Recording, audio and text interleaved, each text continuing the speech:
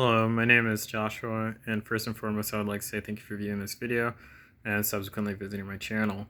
The topic of this video is going to be on contemporary political polarization, and what I would say is that the polarization, actually, what it should be more appropriately said, is the polarization of the intellectual marketplace and why you find it to be more and more rare that people share opinions that are more a compilation, or at least the opinions that are most widely circulated are less and less so a compilation of several different competing veins of fact or thought.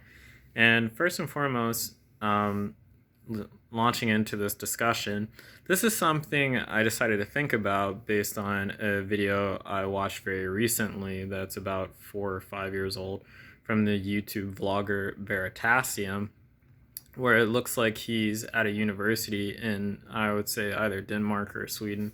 And he's talking to students about the results of the recent election, and I'm assuming this is he's referring to the Trump election, if this is 4 or 5 years ago, obviously, yeah. Trump coming into office, and then his shock over the fact that there were so many different aspects of this election that were questionable, and coming down to the issue of why is it the case that so many different aspects of media, such as fake news, came into prominence, and why is it that people have suddenly stopped caring about the truth, and why is it that we most certainly are living in an age of post-truth? And there are many different answers for this. One of the things that I think is that there's a bit too much rationalization going on about why this change has occurred, and not enough empirical and historical thought about why this is going on. Because the first thing I would like to say is that I think his view is a little too optimistic on human rationality. I do not believe human beings are rational. I believe that human beings differ in their levels of intelligence. I believe that human beings differ in their personality, and I believe that human beings differ in their levels of education. I believe human beings differ in terms of the cultural norms that you find a part of their characteristics. I believe that human beings differ in terms of their experiences, and that our experiences inform our behavior. And I believe that there are differences in socioeconomic status and so on and so forth. So I believe that there are a myriad of differences between people that will lead it to be the case that certain people appear more rational or logical, or be more disposed towards considering ideas and thinking, but this does not make human beings rational. I think we have a very poor understanding of why is it the case that human beings appear rational. I think fundamentally human beings are social animals, and us being social animals have a certain has a certain consequence. But most assuredly, if it is the case that we are social animals, and it's the case that we are in the world as something that is not what I would say is not disinterested, meaning you do not find a disinterested person. Human beings are not the disinterested animal. And the reason why I say that human beings are not the disinterested animal is because there is a certain belief about the function of rationality in human cognition. And there is something of a belief that we inherit from the Enlightenment about what pure thought is, or what pure reason is, based on Kantian moral philosophy. And a rational agent is one who looks at the world with a disinterested gaze and at what they're looking at. But is this a truth in the sense that this is something that's even possible in terms of what we understand or no from an empirical standpoint, I would say that there is no evidence that supports that human beings can be disinterested or perform a level of disinterested analysis whatsoever. Um, and I'm not saying that there is an illogical argument for why human beings can't be disinterested. There is certainly a logical argument for why human beings can't be disinterested.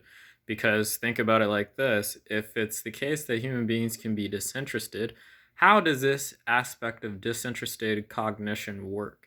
Is it a sometimes thing that we can turn off or on, or is it always something that is a part of our makeup in our reasoning? And if you're going to say it's something that can be turned off and on, then where does it exist? Is it an aspect of the mind? Is it an aspect of the brain? At best, we'll be able to localize it to the prefrontal cortex, I suppose, and you can see there are disinhibitory mechanisms that are a part of the prefrontal cortex, but you cannot find, again, that there is anything that makes us then not have it the case that our motivations and drives are playing in a concert below our level of conscious awareness that are basically inspiring the picture of the world that we have at the time when we happen to be conscious and moving about in it. Um, so I can't really divorce this idea completely from empiricism, but it is the case that um, if you think about an animal, would it make sense that you have a disinterested animal? If an animal is here to survive and an animal is there to further its goal, which it doesn't seem like it would be unreasonable to reason that that's what an animal would do, given, um, I guess, an observation of all animals. I don't really know how you're going to find it the case that you have a disinterested person if human beings are animals. And I think, again, human beings are animals. I don't think I can really, because I don't believe in pure reason. So it's kind of hard for me to make this argument because I think even for people who think that they're reasoning purely, there's no such thing as pure reasoning from a very literal standpoint.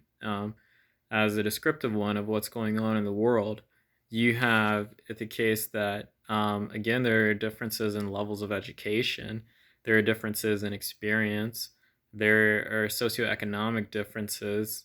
And why do I mention socioeconomic differences in a discussion like this? Because socioeconomic status influences everything from the vocabulary that a person hears regularly used, the ideas that make up the social spaces that they are a part of. So even in terms of going to, I don't know, people play little games all over the place, whether or not you're talking about university or just a middle class public school playground setting where people use little ideas and referencing things that they find in culture to make sure that information is veiled in such a way that when the right person hears this, they know what's up. And when the wrong person hears it, they're either confused or they have to work and think in a certain way to get what's going on. And maybe that doing that process of working and thinking truly proves that that person is a part of the club, if you will. And so, yes, or maybe it's whatever. It just depends on the situation. I mean, when people say top of the morning to you, the reason why the British say that, I don't really know any really reason why they say that, but Americans don't go around saying top of the morning to you. We can, and if somebody went around that was in America saying top of the morning to you, it has a reference in some way. It's not endemic to our culture. And so because it's not endemic to our culture, there's something else going on.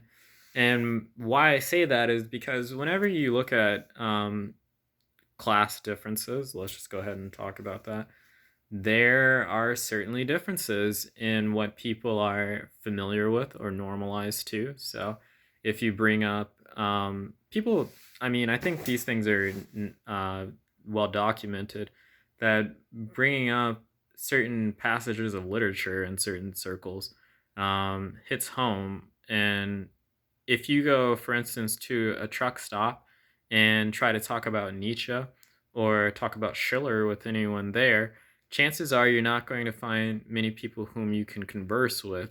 And the reason why is because there's a less likelihood that people that participate in those activities are of the socioeconomic class that would make it the case that they would have a degree in some kind of upper educational degree where they would be exposed to those ideas, because whether or not somebody knows something is dependent on their exposure to that thing. And so um, different socioeconomic classes have it the case that they have different amounts and levels of exposure to to certain ideas and media. And because these cultures, in terms of different classes of people, value different things, it's the case that the language that the individuals within each class of culture uses differs, because there are different ideas, behaviors, and expectations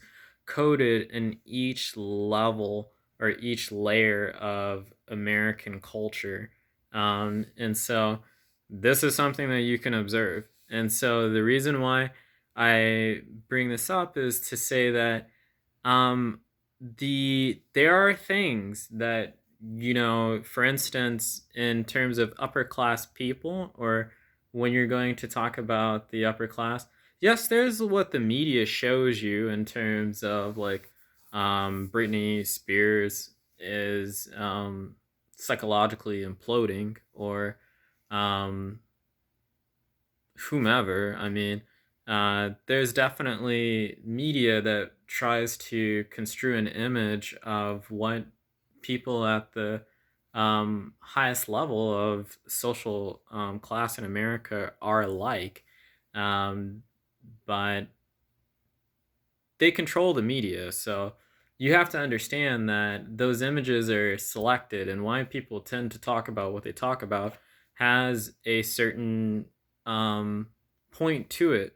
And what that is necessarily, I don't know, but I don't think that you should consider human beings um, necessarily interested in telling the whole story.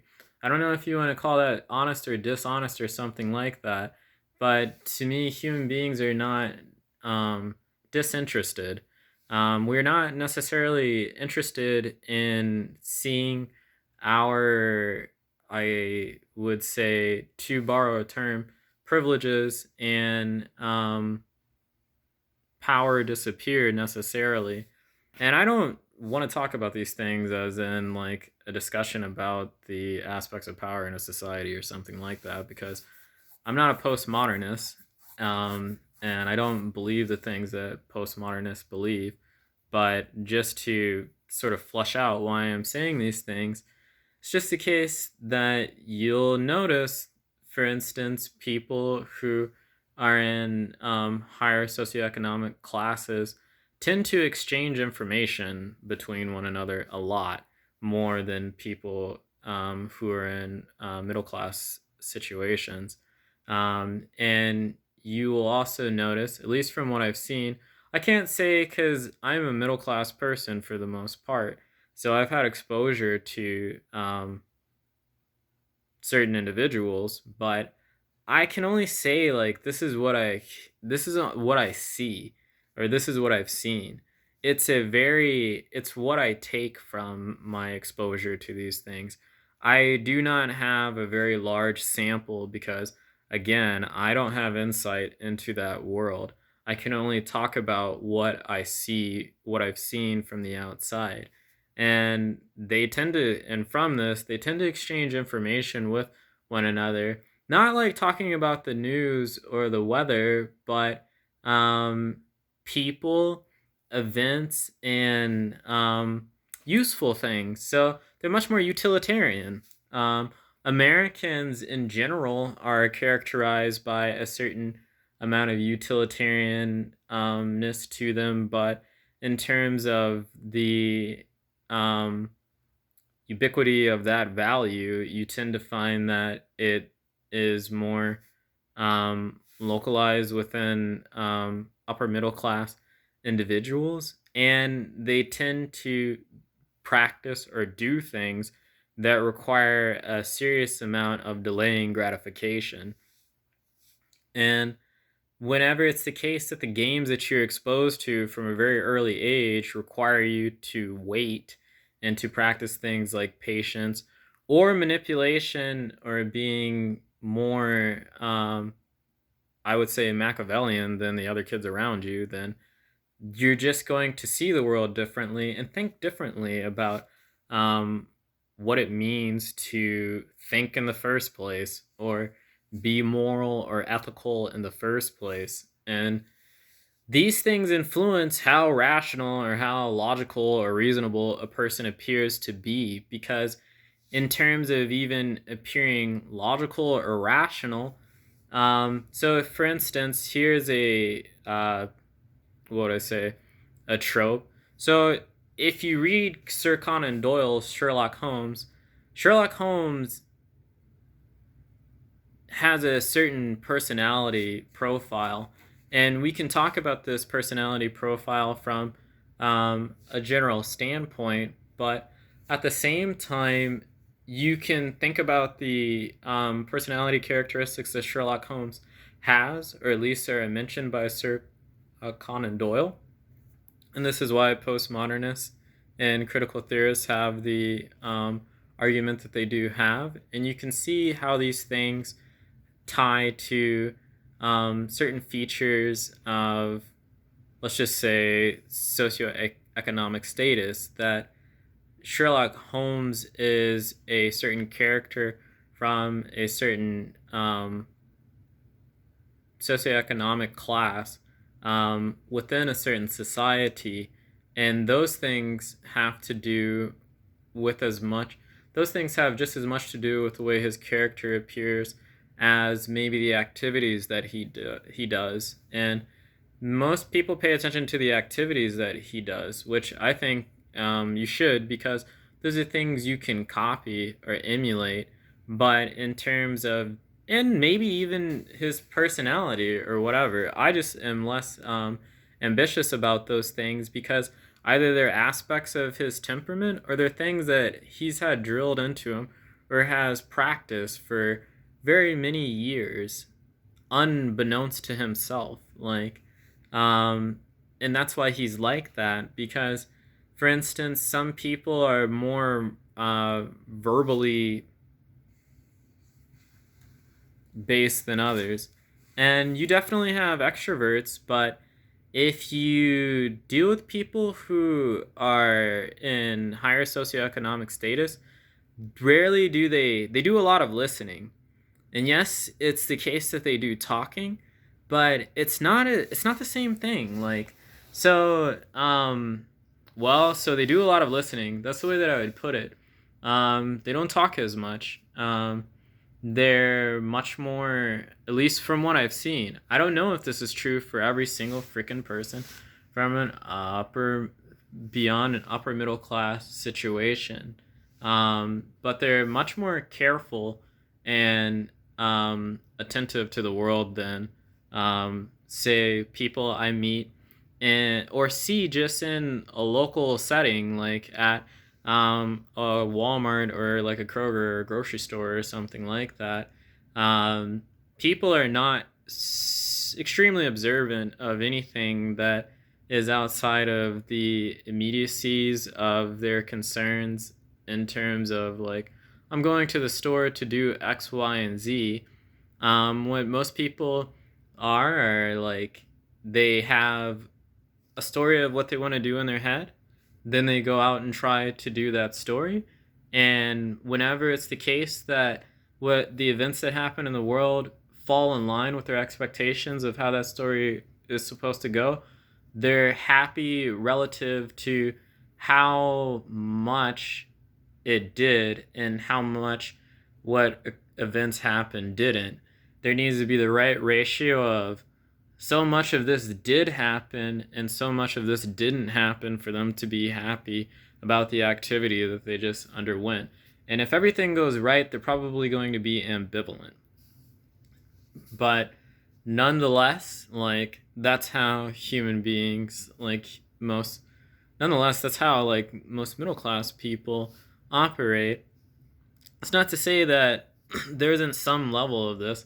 So again, like, part of the reason why I think these things is because I didn't grow up in this world, and so I can notice the differences. So I'm not normalized to it. So I don't know what's normal for people there because I didn't spend very much time in it, and I didn't spend very much time around these people. I just had a glimpse, and that's the way that I would describe it. And in that glimpse, I did notice many different things, but I can't say like precisely. Hmm. See, and this is why it's difficult for me to talk about things. I guess let's stick to Veritasium. Like Jesus, let's stick to Veritasium. The reason why I'm bringing this up is because one of the things that Veritasium underlooks in his analysis is the fact that he's a very intelligent, educated, and seemingly rational person. And there are reasons as to why he is a very intelligent, educated, and seemingly rational person. But he should not use the fact that he is such to try and understand the way human psychology works because or going to a college campus and asking those students why is it the case that the world is more polarized, because they're not an adequate sample of what it's like to be in the world or how most people feel or think about things, because all of those students are trained or are being trained to be more rational, or in the image, at least at once upon a time. I mean, it's changing now because universities are changing. But once upon a time, it was the case that you went to university to be made more in the image of the individuals who made universities a thing. You were expected to be more like Kant. You were expected to be more like C.S. Peirce or William James or whomever, wherever you're going in terms of like their historic tradition. Every school, when you show up into whatever department, has alumni and notable people on the wall and illustrious individuals who've gone here, or people we like value, busts and heads and whatever. I don't know what it is for each person, but there's some kind of historical like culture that's there.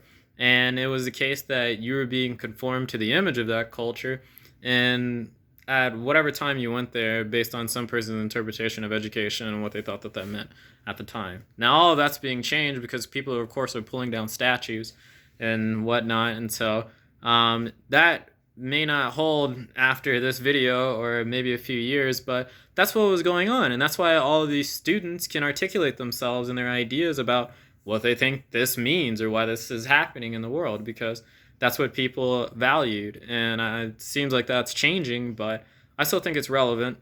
Either way, that's why the students are in a great sample source, because one of the things I think about why is it the case that we're living in a time of post-truth, society has changed in a very significant way, and that is the internet.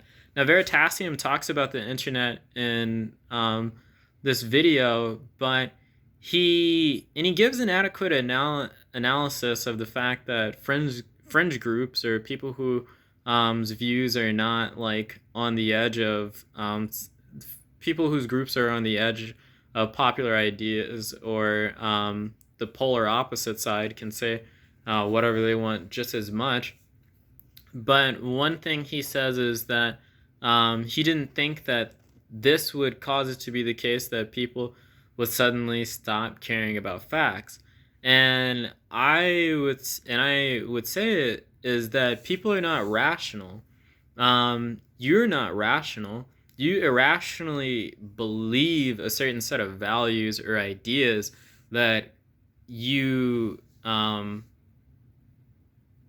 that I guess I would say inform you to behave or be rational. I'm the same way. I'm no different than he is in a certain sense, but I think I'm more realistic or honest with myself about why I am certain ways, because my personality differs from people, my IQ differs from people, and my level of education or my values differ from other people. And so that's the reason why I appear a certain way or I act a certain way, but not because I'm necessarily logical or rational. I don't believe that. And I don't think that that's true of any person. And I think that's part of the problem as to why we can't understand this polarization of ideas in America. Because whenever I look at history, what I think has occurred in the most part is that you have a ruling class, and then that ruling class subjugates every other class to conform to a certain set of ideas that benefit it. And you have had it over time that, for whatever reason, whether it's the proliferation of certain Marxian ideas or postmodernism, and here's the thing I would say about Marxian ideas or postmodernism, they're not ever the reason for what's going on. I tend to think that people are more. So Heidegger was more on it than any other philosopher, I think, in history about this. So there's always a zeitgeist because human beings are material things. We're very much so like materially oriented. Even if our ideas are not necessarily like based on the material world around us, we take the time to make material representations of our ideas to convince ourselves that we should conform to these things. And I mean that in terms of statues or busts or whatever. Human beings are tool wielding, are tool using, and so we tend to shape the world in terms of a set of images or ideas that most fit whatever it is we desire, we value, or we want to see brought about. And so, because we're like this, it's the case that we usually, so for instance, slavery. I know this is not going to be a very popular opinion because what people like to think is that you had abolitionists and they ended slavery. What I really think happened and why I think slavery ended is because you had it the case that the features for the Industrial Revolution were emerging in the world. Then also the South, in terms of its I would say cultural practices, really fell behind the East Coast because the East Coast had a more, if you want to call it, global marketplace than the South necessarily did. And this gave them more wealth and infrastructure. Now, certainly the South had a very robust economy supplied by their slave labor.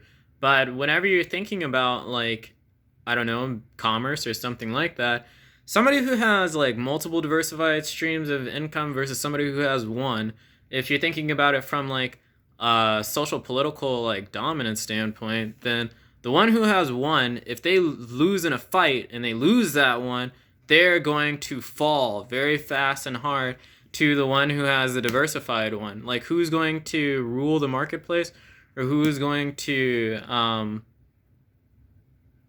run to the finish line with all the goods? It's definitely going to be the side with the diversified streams of income. And it was also the case that there are so many different technologies that were coming around to make slavery irrelevant. So people could not. So the idea of people cannot compete with machines has been around a lot longer than AI. And in fact, AI is causing that idea to reemerge again into the modern consciousness because now we have machines that can think. When people used to lament about the Industrial Revolution or the aspects of American society that were becoming a part of the post Reconstruction period, because now you had things that could do the thing that 5 men could do. The reason why cities became a thing in the South, and this happened on the East Coast and in the North sooner, is because certain technologies made it the case that farming became maybe something of a 10 or a 15 or 20 man job, and not necessarily something where you needed hundreds and hundreds of people to do that. That really cut the amount of jobs that people had, and so people left the rural landscape and packed into densely densely packed cities so that they can find something to do to support themselves and come to earn an income. And these things were features of the world prior to the ending of slavery. And so I tend to think that what happened was that there was no need for slavery. And because there was no need for slavery from a very materialistic and rational standpoint, or like observational standpoint, what emerged into the idea or into the mind of abolitionists is that this is immoral. And I don't think that they would have thought it was immoral, like, I don't know, 1,000 years ago or 100 years ago or 200 years ago. Because if you're talking about Egypt or Rome or Mesopotamia or even Judea or China or wherever, slaves were in use. And those places would have thought it was preposterous to get rid of slaves, because how the hell are we going to get the pyramids? Like, there's just a functional or a practical use for slaves, and that's why in the Roman Empire, at least, I think 20% of its population at one point in time were slaves, or 30% of its entire population within the capital of Rome, the West Empire, was comprised of slaves. And so, slaves provide manpower because you don't have machines to do these things for you. But when machines now come around to do these things, you don't need slaves anymore. But when people started thinking about this, I guess, wow, so, man. Because I always want to give an example. There's a lot to history, I guess. Like, I guess I would put it like this. Like, so slavery ended, I think, because it made sense for it to end. Not from the standpoint that there was suddenly like a new moral revelation in the mind of the Western individual. I think that came much later, but I think even then you can see that there wasn't a certain moral changing in the mind of the Anglo-American, because take Jim Crow, for instance. There's not the evidence for that. What seems to be the case is, and I'm not saying that white people are racist or something now. I'm just saying that there's human nature. That's all I'm trying to say. Like, I think there's human nature, and I really think we do not contend with it. I think we kid ourselves in our thinking and why the world looks the way that it does. And Veritasium is a very intelligent and well-educated person. He very much so is. I definitely think that. But I think the reason why everybody thinks that this time is more polarized is because we don't understand human nature. We don't understand human history. And that's where I was going before I started going on that tangent. Because let me just say it very succinctly like this. So take any state in the past where you have a king or a monarchy or oligarchy of some sort.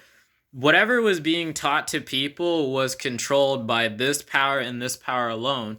And yes, you had the case that there were insurgent groups and small little factions here and there that were promoting their ideas or creating press or propaganda, but most of these things were controlled, highly, highly censored and controlled. Free speech and all other sort of liberal values have certain consequences. They truly do, as well as Christianity. This is a thing that I tend to think people don't realize or reason about Christianity. When you have a very Christian liberal society like America, you actually have a place that is going to be more polarized than not. Because whenever people can say whatever it is that they want to say, whenever it is the case that people are free to do whatever it is that they want to do, so long as it is within the bounds of law, and you have the case that no group can kill that group, it's not okay to lie about the other side, and it's not okay to be intolerant, then you have it the case that you have an environment, and you also throw in the fact that people have the freedom to maintain their ethnic identity and their religious affiliations, and they don't have to convert or conform over to anything like that. Which all of these things are new. They're very, very, very new because nothing worked like this in the past, and that's why that there was the illusion of a consensus or like a unified truth or something like that. I'm not saying that the truth doesn't exist, like that there is not an objective or absolute truth. What I'm saying is, it has never been the case. There has never been at any point in time in history where people have necessarily been interested in facts or the truth so much that they all tend to believe the same thing. What usually was the case within history is that you had certain power differentials within societies. This is also why I don't buy postmodernism in terms of its analysis, because I don't believe the power differentials are the way that they tend to like to pose them. Because if you're talking about maybe the early middle period, there is nobody who can. I mean, so I guess I'd put it like this: law and order at this point in time is very different than law and order at the time of the Catholic Church's dominance over Europe.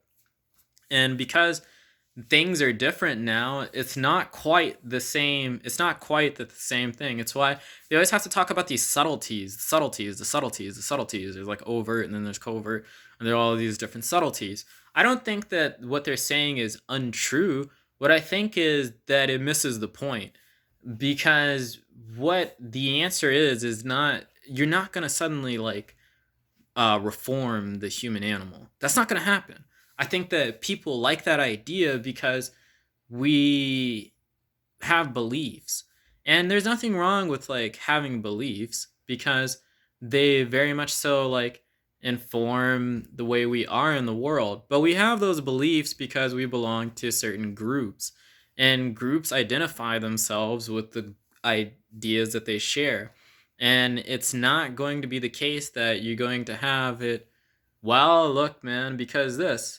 Um, let's stick with Veritasium. Let's stick with Veritasium.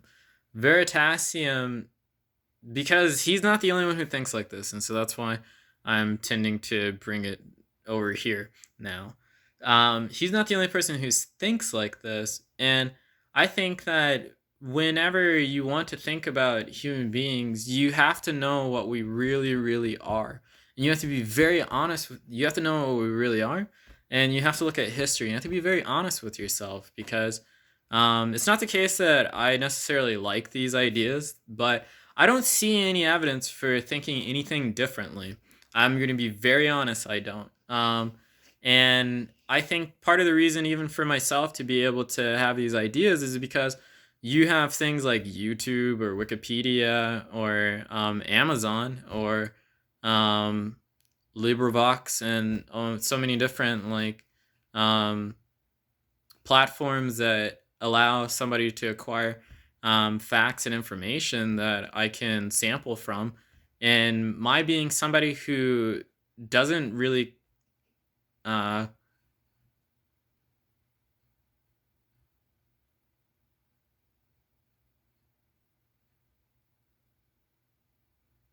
so I guess I'd put it like this. Um,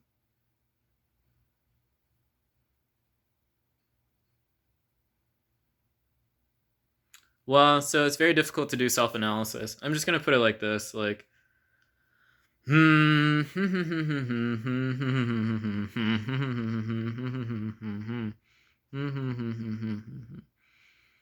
let's just finish up this video by saying there are a few things wrong with Veritasium's argument. Or I understand his confusion, and I understand why the paradox seems to be there, because when people, we don't see the unintended consequences, and I guess this is where I was going. We don't see the unintended consequences of our ideals or whatever it is that we choose to do, because I tend to think Carl Jung is like more right. There's always two sides to everything. There's always two sides to everything. And whenever you tend to champion one set of values, they have a shadow. And the stronger your primary or dominant or preferential set of values become, the stronger and more pronounced the shadow becomes. Because I think, well, I tend to think this, that all of this, whether or not we're talking about ourselves or we're talking about culture, all of this is something of like, I can't say these. This is why I may have to write a book. Sorry. Man, I really want to finish this, but my camera's going to cut me off. Easy way to summarize, easy way to summarize, easy way to summarize. Look, people are not rational. We have the internet, and so given the fact that people are not rational, we have the internet, and there's less ways that governments and certain regimes can control what people think and say. You will have people tend towards multiple competing ideas and not wanting to find any sort of allegiance because it is not normal for human beings to be unified. What's normal is for there to be strife and conflict between people and for them to identify each other with certain ideas that are endemic to their groups.